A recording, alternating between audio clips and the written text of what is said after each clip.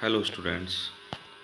Students, chapter number 7, chapter name Physiology and Injury in Sports. Topic Sports injuries, classification, causes and prevention. Sub topic bone injuries. Students, last time हमने जो बात की थी वो classification of sports injury, जिसमें कि सबसे first part था हमारा soft tissue injury. Soft tissue injury में कंट्यूशन, आपका स्ट्रेन, स्प्रेन और अब्रेशन और ब्रूस. हमने 5 टाइप्स की जो है सॉफ्ट टिश्यू इंजरी लास्ट में कवर की है. और अब हम आज जो बात कर रहे हैं वो बोन इंजरी की बात कर रहे हैं. तो students, bone injury, there are following types of bone injury. सबसे first, simple fracture. Second, compound fracture. Third, complicated fracture. Four, greenstick fracture. Fifth, community fracture. और सिक्स, इम्पैक्ट फ्रैक्चर. तो हम 6 टाइप्स की बोन इंजरी की बात करेंगे.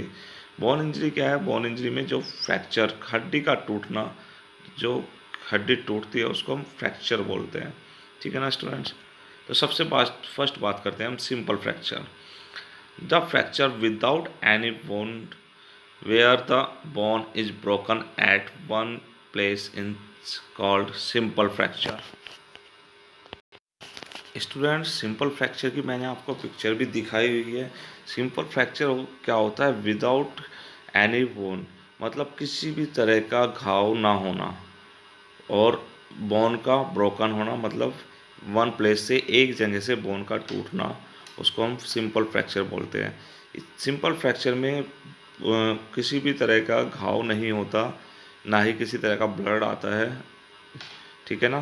तो उसमें क्या होता है, सिर्फ बोन हल्की सी एक जगह से ब्रोकन होती है, टूटती है, उसको हम सिंपल फ्रैक्चर बोलते हैं, जैसे कि आपको इसकी पिक्चर में दिखाया गया है. Okay students. नेक्स्ट है students compound fracture. Compound fracture is that fracture in which the skin and muscles are damaged along with the fracture. Generally, the broken bone comes out through the skin by tearing it. Students, compound fracture की मैंने आपको picture भी दिखाई है. Compound fracture को हम open fracture भी बोलते हैं. ठीक है ना? इसमें क्या होता है कि जब फ्रैक्चर होता है तो उसमें जो बोन है वो स्किन को फाड़कर या मसल्स को फाड़कर बाहर आ जाती है, मसल्स को डैमेज कर देती है और स्किन से बाहर आ जाती है. टूटने के बाद जो बोन है वो स्किन से बाहर आ जाती है. जैसे कि आपको एल्बो की बोन इसमें दिखाई गई है. एल्बो की बोन क्या है कि जो हमारी स्किन दिख रही है उसकी शेप में, तो उससे बाहर आ रही है, तो उसको हम कंपाउंड फ्रैक्चर बोलते हैं. जो हमारी मसल्स को डैमेज करते हैं और हमारी स्किन को डैमेज करते हैं, उसे फाड़ने के बाद बाहर निकल जाती है, उसको हम कंपाउंड फ्रैक्चर बोलते हैं. Okay students. नेक्स्ट है complicated fracture. In complicated fracture, a bone is broken and damage the internal organs. Students, इसमें जो बोन ब्रोकन होती है वो टूटने के बाद इंटरनल ऑर्गन्स को डैमेज करती है, अंदर की ओर धंस जाती है, जो इंटरनल ऑर्गन्स होते हैं उसमें धंस जाती है, तो उसको हम कॉम्प्लिकेटेड फ्रैक्चर बोलते हैं. द इंटरनल ऑर्गन्स में भी टिश्यू टिश्यू भी हो सकते हैं, नर्व और आर्टरीज हो सकती है. Usually such types of fracture are complicated and dangers. ये बहुत कॉम्प्लिकेटेड होते हैं और डेंजर्स भी होते हैं students. Such fracture are common in high jump करते हुए हो सकता है, एंड पोल वॉल्ट. जब हम हाई जंप और पोल वॉल्ट करते हैं, इस तरह की इवेंट्स में जब हम ऊपर से डाई लगाते हैं तो हमारी एल्बो या हमारी रिब्स या फिर हमारे कुछ बोन्स है जो दूसरे इंटरनल ऑर्गन्स हैं उसमें घुस जाते हैं, तो उसको हम कॉम्प्लिकेटेड फ्रैक्चर बोलते हैं स्टूडेंट्स. नेक्स्ट है green stick fracture.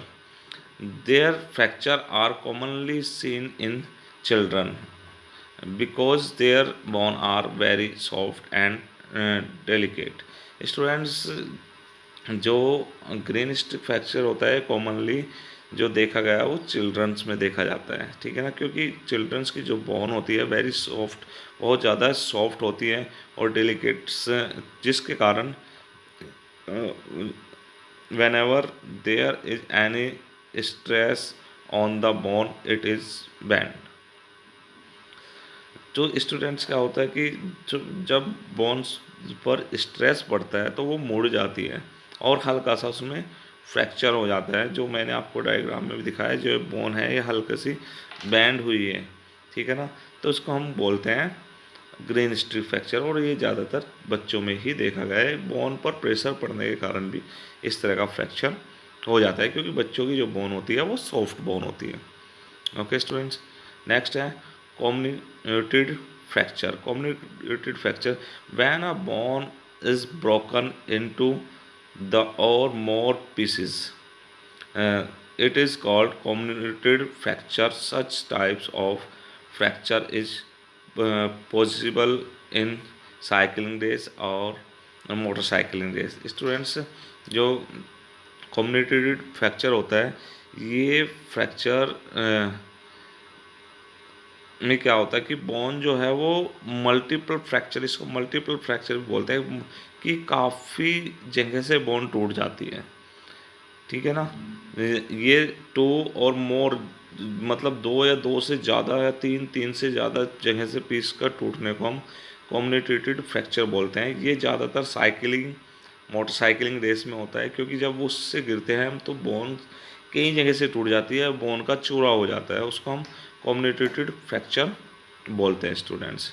Okay, next है impact fracture. When the end of a fractured bone enters into another bones it is called impact fracture।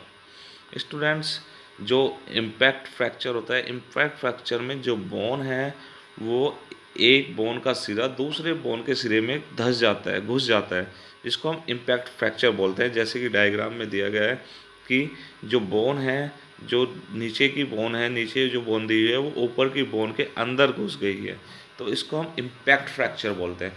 तो ये कुछ टाइप्स थे स्टूडेंट्स फ्रैक्चर के, बोन्स इंजरीज के फ्रैक्चर, और इसमें कुछ और भी फ्रैक्चर्स के नेम्स हैं जो आगे आपको इसके जो ट्रीटमेंट है उसमें मैं आपको कराऊंगा, ठीक है ना। इसके बाद नेक्स्ट आता है इसमें point causes of fracture. Fracture के कारण क्या है, किस कारण से फ्रैक्चर होता है। In sports event where there is a high impact, मतलब हाई इम्पैक्ट, ज़्यादा प्रेशर पड़ने के कारण भी फ्रैक्चर हो जाता है। स्पोर्ट्स इवेंट में ज़्यादा प्रेशर डाल रहे हैं, हाई इम्पैक्ट के साथ कोई भी काम कर रहे हैं तो फ्रैक्चर हो जाता है। ट्रूमेटिक फोर्सफुल एंड अननेचुरल मूवमेंट्स, कोई भी वर्क फोर्सफुली करना और आपका अननेचुरली मूवमेंट, जिसकी मूवमेंट जहाँ नहीं हो सकती उस तरह की मूवमेंट को करना, उसके कारण भी फ्रैक्चर हो सकता है। प्रोलोंग लॉन्ग डिस्टेंस वॉकिंग और रनिंग, ज़्यादा लंबे टाइम तक समय तक वॉकिंग करना, ज़्यादा डिस्टेंस तक वॉकिंग करना, उसके कारण भी फ्रैक्चर हो सकता है। Sudden fall on hard surface, hard surface पर गिरने के कारण भी फ्रैक्चर हो सकता है। डायरेक्ट स्टिक और hit with any sold sports equipment, इस किसी भी स्टिक, जैसे हॉकी स्टिक हो गया, आपका क्रिकेट बैट हो गया, स्टंप हो गया, उनके लगने से भी, या बॉल हो गई, क्रिकेट की बॉल हो गई, उसके कारण भी फ्रैक्चर हो सकता है। स्पोर्ट्स इक्विपमेंट्स के हिट होने के कारण भी फ्रैक्चर हो सकता है। या फिर ऑस्टोपोरोसिस, ऑस्टोपोरोसिस के कारण भी फ्रैक्चर हो सकता है। ऑस्टोपोरोसिस होता है कि जो बोन्स हैं उनकी डेंसिटी कम होना, ठीक है ना, उनमें कैल्शियम की कमी होना, विटामिन डी की कमी होना, उसके कारण भी जो ऑस्टोपोरोसिस एक तरह की डिजीज़ है, ये कैल्शियम और विटामिन डी की कमी से होता है। अगर किसी में इस तरह की स्पोर्ट्स पर्सन में या किसी पर्सन में है तो उसको भी फ्रैक्चर हो सकता है। नेक्स्ट है स्टूडेंट्स प्रिवेंशन ऑफ फ्रैक्चर या bone injury. Players would complete warm up before participating in any sports activity. या इसका बचाव क्या क्या है, फ्रैक्चर से हमें बच कैसे सकते हैं, तो ये सारे पॉइंट स्टूडेंट्स मैंने आपको पहले जो सॉफ्ट टिश्यू इंजरी है इसमें भी कराए हैं। Conditioning should be done during the priority period. Sports equipment must be of good qualities. Playfield should be smooth and clean. And the scientific knowledge of the game is must for preventing ये जो abrasion है, abrasion की जगह bone injury आ जाएगा students, ठीक है ना। Player should be careful and alert during the training and competition. Player should discontinue to play during the state of fatigue. थकान की स्थिति में अपने गेम को बंद कर देना। Don't push your body beyond your current fitness level. Learn the current technique before taking part in sports. और सबसे लास्ट पॉइंट ये है, उसमें नहीं था students, balance diet should be taken because